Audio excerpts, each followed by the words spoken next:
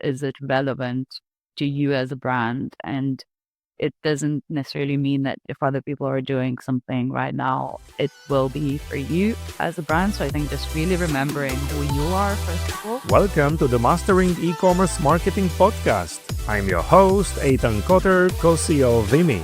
In an era of rising acquisition costs and increased competition, this podcast is dedicated to helping you drive sales, engage customers, and build meaningful communities so you can turn passive visitors into active buyers. Now let's get started with the episode. Today's guest is Raminta Kersulyte, founder and director of WFMA, a boutique e-commerce marketing agency helping purpose-driven brands scale with smart strategy, creativity, and digital innovation. With over a decade of experience from fashion marketing to cutting-edge e-commerce, Raminta brings a rare blend of brand storytelling, performance marketing, and tech-savvy execution.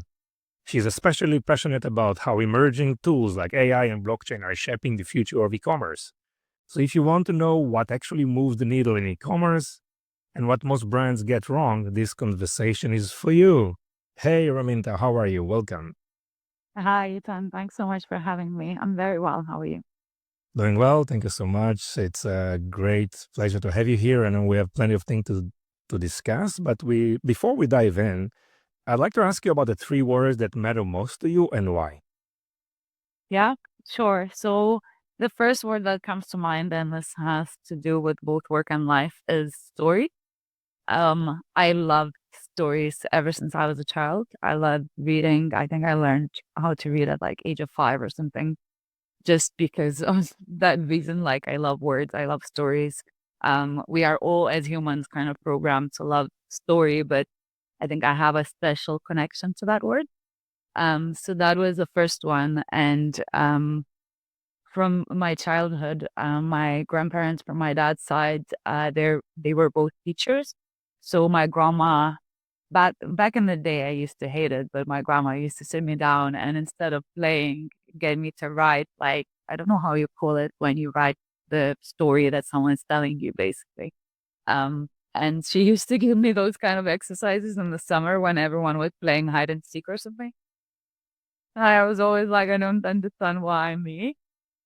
But I think she probably saw my connection to that story. And that sort of, yeah, that led me to really loving languages and loving the story and being connected to the story, I think, as well.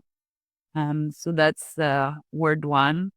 And that's, something that we really care about in the marketing as well. I don't really believe in performance only. I think the brand and the story has to be, in the middle of everything that you do with your marketing, be it performance or brand marketing. So that really ties into, everything in my life, sort of. Another word would be freedom. I love my freedom, and I think that's probably a part of the reason why I'm an entrepreneur. Um, Ever since I started my career, I was mainly a freelancer or contractor, except for a couple of years here and there where someone convinced me to work for them like permanently. Um, but yeah, I've always loved my freedom, and I appreciate it, and I look forward to like doing things like traveling and exploring new places and things like that. And that all ties up to freedom for me. So I'm very happy and lucky to be leading a remote agency where I can actually enjoy my freedom and also do the work. And I find that doing the two together actually works for me better than having one or another. If I don't have my freedom, then at some point I don't get inspired to work anymore as well. And so that's the word number 2. And the third word, I guess, would be openness. Like I'm quite an open person myself, and I really appreciate that in other people as well. And so I look for that in the cultures that I am in, at the time, or the people that I surround myself with. I think at some point of my life, I've learned that there's there's no situation without a way out. If you just think openly, there's always solutions to things and ways to do things. They're not sometimes obvious, but if you keep that mind open, they always come to you. So I think openness would be another one. Nice, nice. It's in that storytelling, definitely, and openness. Or maybe we can call it just maybe empathy as well, right? For the others, it's Yeah. very so important for marketing, for any marketer. Right? It's like fundamentals. So, how do you implement storytelling in your work? And obviously, we have storytelling, which is kind of an art, and maybe there are some mechanics around it. But then you have performance marketing, which is very technical, and there are a lot of things that needs to be implemented. But I mean, marketing job is just this creativity on one side and data-driven operational execution on the other side. How do you combine these two fronts together in the day-to-day job?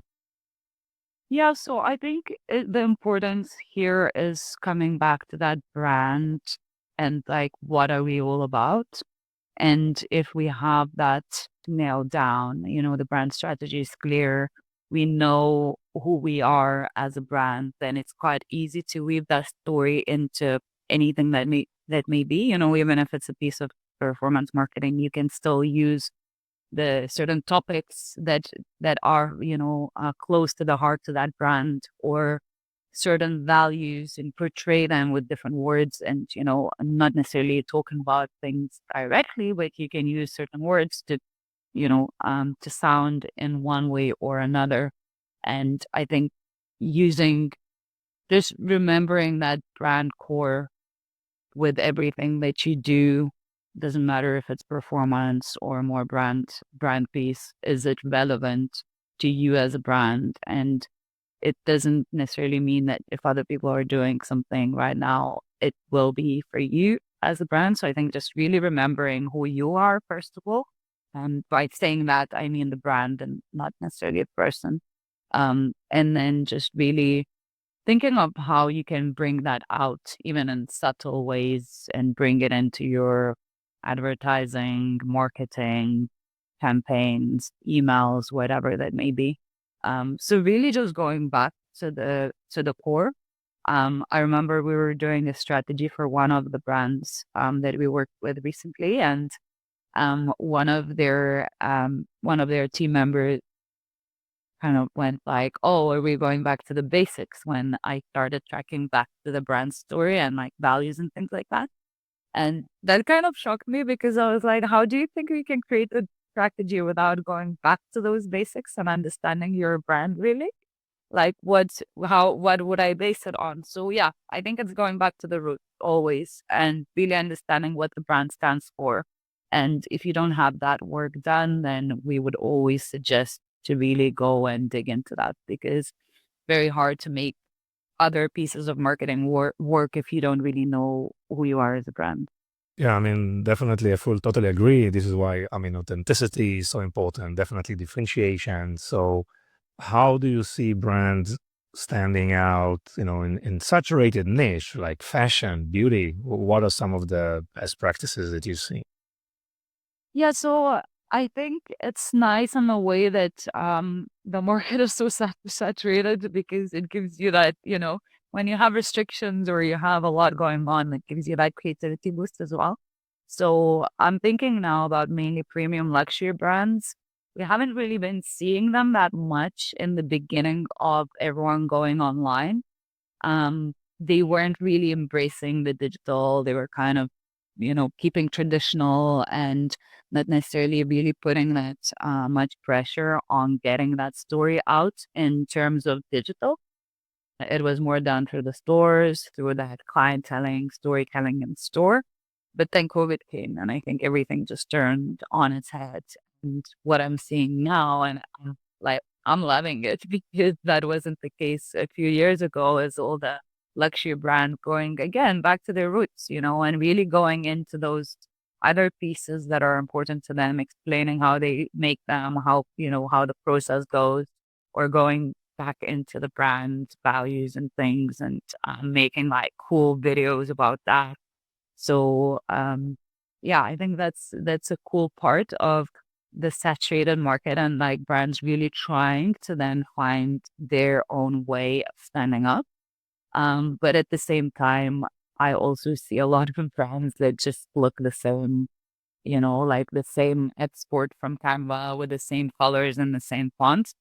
And they do not, I don't think they're doing a good job at differentiating in that market. So, mm, yeah, again, just going back to the root seems to be the answer here in Tokyo in a saturated market that like fashion or beauty is.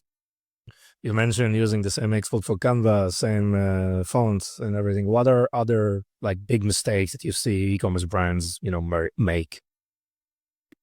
The one that we see a lot, especially with the small, medium-sized brands, is that a lot of people are looking to get, let's say, ads running, because they want more revenue, they want more sales, but their conversion on their website is crap. So we can run ads, no problem, but it's going to cost you so much more than if you just picked your conversion in the first place and then started to run ads.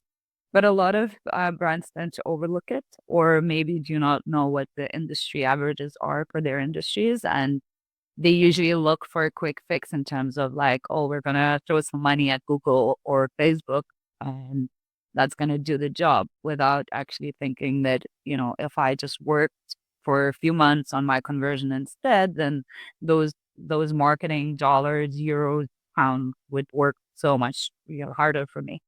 So that's the one that comes to mind quickest because I see it quite a bit. Yes, yes. And what are some of your favorite ways to boost conversion rates? I love A/B testing in general. I think that's probably one of the main reasons why I love marketing so much as well, is because it kind of changed my perception about failing, in the sense where there's no such thing as a fail. We A/B test things, we learn that something works or something doesn't, and then we move on from there. So A/B testing is something that we love using for when it comes to conversion rate optimization, because then you can really see this version works and this doesn't. Um, a lot of the times with a lot of the brands, we had like website refreshes and things like that, where we're like, oh my God, this is going to be great. Like everyone's going to love it. And then we put it to a test and it's terrible. And you have to redevelop everything again. Like you would think that certain things work, but then your audience tells you exactly how it is for them.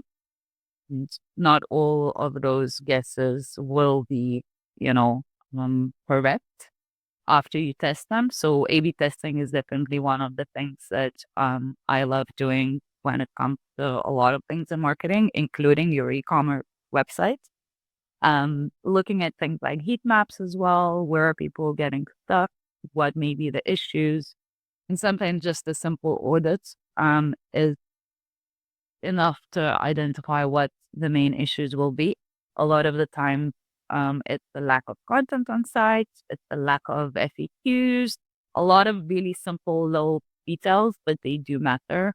And if you don't have those in place, then it's really hard to really move that person from not knowing you as a brand at all to being ready to purchase from you. So it's a mix, I think, depending on the situation. But I would say A/B testing, auditing, and implementing simple fixes for a lot of the brands, such as like shipping options, payment options, and things like that. All these things really tend to help. And sometimes, again, they're overlooked, or they not considered to be important for some reason, while they actually are, especially for e-commerce. Yes. I mean, sometimes different things works for different brands, even in the same niche with the same product line, right? Because so many things are different, customer sentiment is different, lifestyle, life cycles. Absolutely. And the customers themselves, they might be completely different people. So even though you're in the same niche, you don't have the same customer necessarily as your competitor does. Taking someone's version and just applying it to yourself, like I hate that, because it really doesn't mean that because someone's doing it, that it's going to work for you. Exactly. This is why experimentation is the best way to go, right? So just don't be afraid to test and kill things that are not working very fast. And it's so easy to sometimes to fall in love with product pages or with some product, right? But need to go I mean, get to these points with zero emotions, right? Just looking at it like observing what's happening and just move on very fast.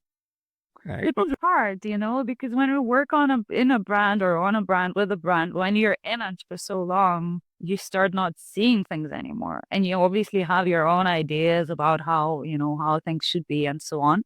And then I think it starts being quite hard to notice things in the way that your audience sees it, unless you really think about it. Like we always say, let me put my customer hat on and think about this. Like really try to, think how your customer would be thinking. So that's where I think marketing agencies come in as well, because we see it from a side. We haven't been so involved with your brand. We don't have those emotional ties with it. We can see things a little bit clearer from a side. And I think that's a good thing to have. And I think sometimes it's hard to move out of a certain, spot without having those extra pair of eyes that can see it from just without such a deep involvement, I guess. I don't know how to Yeah. put it better. Yes. And hey, everything is just getting so complicated and requires different expertise, right? You have so many channels out there from any marketeer, and like every platform is a different community, right? I mean, you have the Facebook, and Instagram, Meta, then you have obviously TikTok, Amazon, YouTube, and each one of those platforms is like different community altogether that requires different expertise. And definitely, this is the role of an agency, just to come here, look at it from no emotional kind of perspective and try to figure out based on data what needs to be done. Raminta, Absolutely. well, what do you mean by purpose-driven brand? Yeah, so I'm a big fashion and nature lover, which is kind of contradicting because fashion is probably one of the most polluting industries in the world. As it stands right now. Hopefully that's gonna change with all the new regulations coming into place, at least here in Europe. But I don't like to sell things just for the sakes of selling, if that makes sense. I wouldn't like to be working with a brand that is maybe, driving loads of sales, but they have no purpose besides making revenue and making profit. I've never looked at brands or companies in that way, and I was lucky enough to work with a lot of brands that have that purpose, that have that reason to exist, and that goes besides just making sales or making product. So that's what I mean by purpose led, is that we're not only here to sell, we're here to actually make this planet better in some way or make it life easier for our customers in some way. We're not just here to, throw a load of waste on this planet and then forget about it. I mean, there's like an additional higher cost than the product itself, right? I mean, it's so important. It's one of the key differentiators also for any brands today, just to have that additional layer of vision and targets on the day-to-day. Absolutely. Uh, I think that also helps you to then create new products, innovate, because if you know your core, then you don't necessarily need to stay in the same sector. You don't need to stay in the same product line. If it still makes sense for you as a brand with your vision that you have, then, you can open up other channels that support that vision. But if you don't have that, then you just become a seller of a product that, someone else can probably sell cheaper. And then you sort of start this going down to the bottom base rather than building it up. yes, yes. And I want to talk to you about paid ads and email, like earned versus owned media. And obviously, it's very different, the world where the brand is, or if it's just being launched, or it's a kind of a mid-sized company, or even an enterprise. But how do you see that paid ads these days? I mean, a lot of things are changing, moving just to open targeting. And so, what do you see? I mean, is getting more traction, is being more effective today? And how can companies balance between, like paid ads and maybe organic content and email marketing? I mean, those multi-channel marketing is so powerful and important that for any brands we know, both for not don't putting too many eggs in the same basket on one side, but also Yeah. having this diversity of channels is very, very strong for valuation also. So what's your take on those two approaches? Yeah, so again, depending on where you are as a brand, I think different things will apply. But I think with the smaller brands or those who are just starting and they're just launching, I see the problem of people doing too much at the same time, but not actually anything properly. So I would really decide on a couple of channels if I was just starting out. And then I would say, I'm going to nail these really, really well. And then I'm going to move into the other channels. And then I'm going to nail them one by one. I think that's the best way of going about it when you're just starting off. Because unless you have a, good investment from the get-go and a good team, then you're not going to be able to manage all those channels that you just started creating on. And that's not going to really lead to anything. So I think, yeah, if you're a smaller brand, picking your right channels, but just a couple or maximum three in the beginning is going to be your game. And I would try and do that, think about the funnel and think about where I can get brand awareness, maybe cheapest, how can I convert those people? And then how can I make them loyal? Like which three channels would be doing which jobs? So I think there's definitely a need of mix of everything these days. But if I'm just starting, I wouldn't try and run after everything because it's not really gonna happen. If you try to cover too many bases at the same time. And for bigger brands, I really think you need to be a multi-channel. Again, you don't have to be on every single platform that's out there.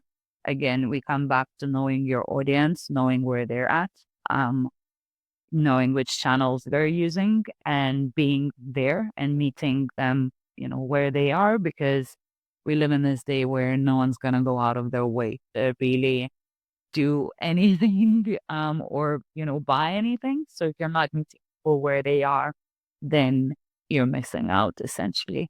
So I think there's definitely a place for both.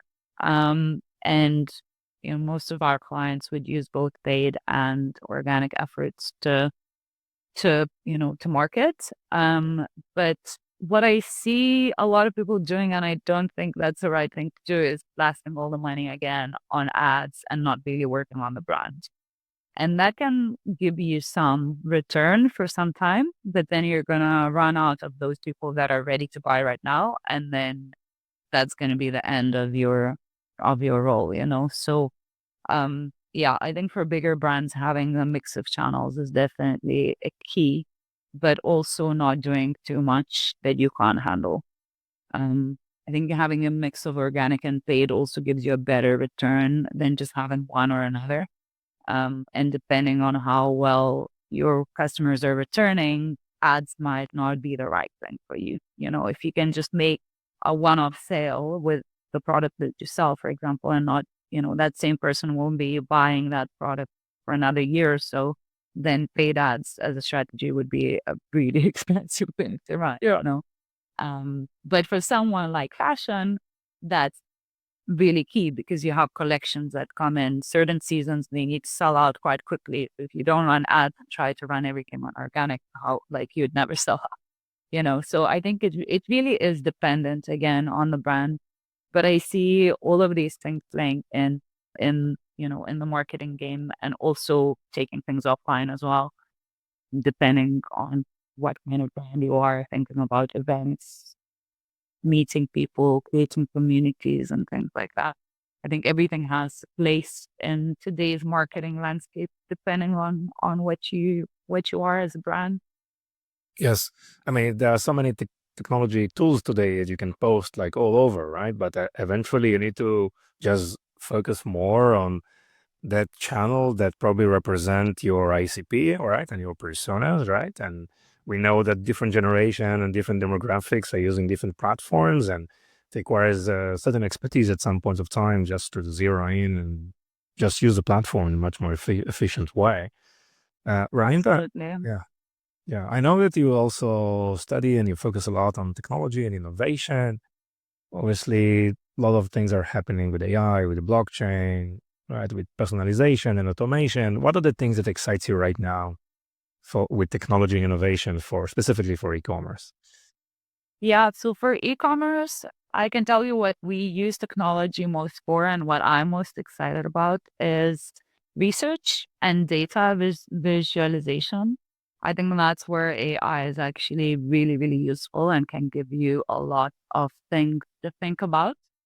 What I don't love in terms of AI is the kind of generic copywriting that a lot of people are blasting out of it. I think again, you can get a good piece written if you fed enough into the algorithm. But a lot of people are taking sort of just whatever comes up. And that whatever comes up is usually a fluffy marketing lingo that's not really tailored to your brand or your audience. So I'm more excited in the technology and AI specifically when it comes to research and data than anything else that I've seen it doing so far, at least. And that's where the real power is. I don't think the real power of AI is generating those dull images of you as a doll with your logo. It's developed very highly sensitive sensors for AI generated content, right? Both written, text based, and also picture based, but also videos now are very, I think, improving a lot, right? In terms of using video from generated by AI. So you know more about the video part then. Yes, it's amazing. You can see definitely ads, but also like influencers and UGC content, just avatars holding the actual product and discuss about it and showcase it. So, and we just at the beginning, so definitely there is a room for that. But I see brands just killing themselves right now with AI generated content. It's really poor quality and it's a mess. Yeah, if it doesn't add value, then I don't really see the reason for doing it. Just because everyone's using it is also not a good enough reason for you to use it if you don't know how to use it. I'd rather spend some time on really getting into how we can use it in our, company and then doing something good with it rather than creating a quick visual that everyone else posted already 3 times. So it's not really value building at it. Great, great. Raminta, tell us more about WFMA. Tell us about the agency, what type of service you provide. Yeah, sure. So actually, we just spoke about the ads. We've cut quite a bit of our ad services out a couple of years ago now, maybe. So we only do ads when it comes to YouTube or Google Ads, basically. And then the rest of what we do is more organic or more retention sort of focus. And also UX and like again conversion optimization. So we don't do acquisition as much in that sense of more like paid ads, but we more focus on your on-site experience, the content overall that you put out as a brand. Doesn't matter which channel. We do content strategy to sort of, have um to have a blueprint of what all of your content is doing, not just specific channel working on its own in a silo. We do quite a bit of organic search and like content writing for search, which works really well with a paid search. So that sort of usually comes hand in hand when we work on these kind of projects. And we do a lot of email. We do a lot of email and strategy work for launches or when brands are not sure what's going on anymore, and where to focus and what should be the next sort of quick wins and things like that. So these are sort of our key channels. We work more with the retention and the optimization and strategy rather than acquisition, I would say. Yeah. Let's talk about retention because this term is evolving so fast, right? And includes more and more capabilities and functionalities. What do you put under retention? What type of methodologies and practices? So again, for retention, we use a lot of like email automations, looking into the user experience as a whole and the user journey, like really looking at every single piece that of information or touch point that someone receives after, let's say, they shop with us, and how does that look? Like, are they getting everything that they need, or is there maybe a spot where a lot of people drop off because they don't receive certain information or certain campaign or something else. So we tend to look a lot at, like on-site and email and thinking about how we can grow that really loyal base as well.